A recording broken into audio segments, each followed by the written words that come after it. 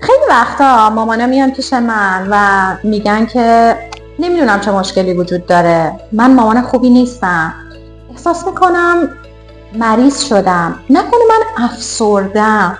با اینکه بچم تو اولویتمه ولی یه چیزی اونطور که باید باشه نیست. بذارین براتون بگم چه اتفاقی داره میفته. زمانی که شما مادر میشین تو کل اون دوره بارداری، زمان زایمان و هر زمانی که بچه‌تون رو در آغوش میگیرین، هورمونی به اسم اکسیتوسین در بدن شما آزاد میشه. کاری که این هورمون میکنه با مغز شما اینه که هر چیزی غیر از بچه‌تو بنداز دور و بچه‌تو مرکز توجهت قرار بدین. تو باید تمام توجهت به بچه‌ت باشه و نه به هیچ چیز دیگه. خب این خیلی خوبه، ما همه توجهمون رو روی بچه‌مون میذاریم، اما مسئله اینه که یه مادر یه هویتی برای خودش داره، یه شخصیتی برای خودش داره، یه ابعاد دیگه‌ای داشته و هنوز داره. مثل چی؟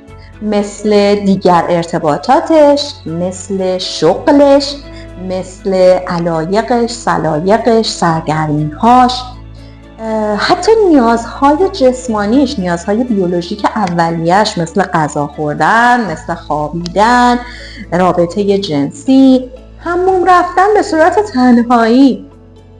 مسئله اینه که ما زمانی که مادر میشیم به هیچ کدوم اینا نمیتونیم برسیم و اون هورمون اکسیتوسین به ما گفته همه چیزو بذار کنار و فقط به بچت برس.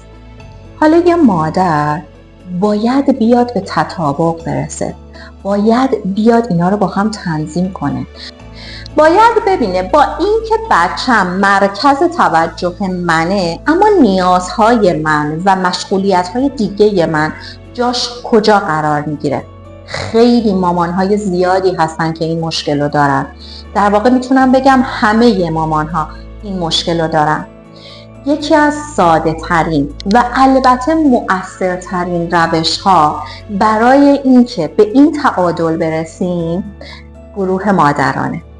مامان ها باید با هم حرف بزنن، مامان ها باید با هم مشورت کنن، مامان ها باید از احساساتشون، از مشکلاتشون، از خوشحالی هایی که بعد از بچه دار شدن به دست میارن با هم حرف بزنن. این به ما خیلی کمک میکنه که نقش جدید مادرانگی خودمون رو بپذیریم و بتونیم تو اون به صورت عالی ایفای نقش بکنیم، نه به صورت کج و کوله که یا خودمون باید از بین بریم یا به بچه‌مون بی‌توجهی کنیم. مادری کردن یکی از عمیق‌ترین تجربه های یک انسانه. تجربه بسیار لذت بخشیه و در این حال تجربه بسیار سختیه. چرا؟ چون لازمش ترکیب و تلفیق عمیق‌ترین احساسات و نیازها بین خودمون و اون موجودی که به دنیامون اومده هست.